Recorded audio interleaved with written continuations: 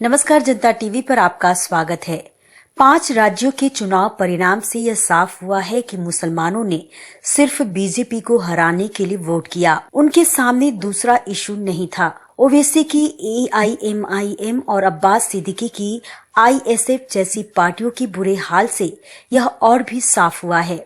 माना जा रहा था कि AIMIM और ISF तृणमूल कांग्रेस के अल्पसंख्यक जनाधार को नुकसान पहुंचाएगी, लेकिन ऐसा नहीं हुआ। दोनों पार्टी पश्चिम बंगाल में असर छोड़ने में नाकाम रही। बंगाल के मुसलमानों ने भाजपा के खिलाफ इस लड़ाई को जीतने के लिए ममता बनर्जी को चुना। वामपंथी दलों और कांग्रेस के साथ गठबंधन करने वाली इंडियन सेक्युलर फ्रंट 26 सीटों पर लड़ी और सभी सीटों पर उसका प्रदर्शन बेहद खराब रहा। ओवैसी की पार्टी ने राज्य की 7 सीटों पर चुनाव लड़ा, लेकिन उसके हाथ एक भी सीट नहीं आई। सभी 7 सीटों पर AIMIM के उम्मीदवार 500-700 वोटों पर निपट गए। मुस्लिमों के बीच अच्छी खासी पैठ रखने वाले दलों का अन्य राज्यों में भी प्रदर्शन अच्छा नहीं रहा। इंडियन यूनियन मुस्लिम लीग ने केरल में 15 सीटें जरूर जीती, लेकिन यूनाइटेड डेमोक्रेटिक फ्रंट के साथ उसके गठबंधन को सत्तारूढ़ लेफ्ट डेमोक्रेटिक फ्रंट के हाथों हार झेलनी पड़ी। असम के बदरुद्दीन अजमल नीत all India United democratic front का प्रदर्शन ठीक रहा।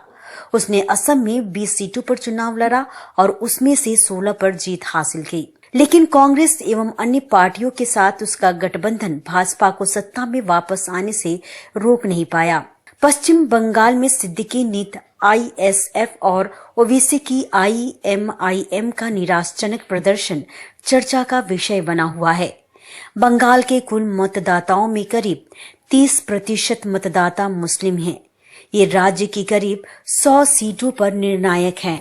TMC के अल्पसंख्यक गढ़ों में सेंध लगाने में नाकाम रही भाजपा को उम्मीद थी कि ISF मुस्लिम मतों को काटने में सफल रहेगी, जिससे उन्हें फायदा हो सकता है, लेकिन ऐसा नहीं हुआ। कहा जा रहा है कि बंगाल में रिएक्शन हो गया। बीजेपी की तमाम कोशिशों के बावजूद हिंदू एकीकरण नहीं हुआ।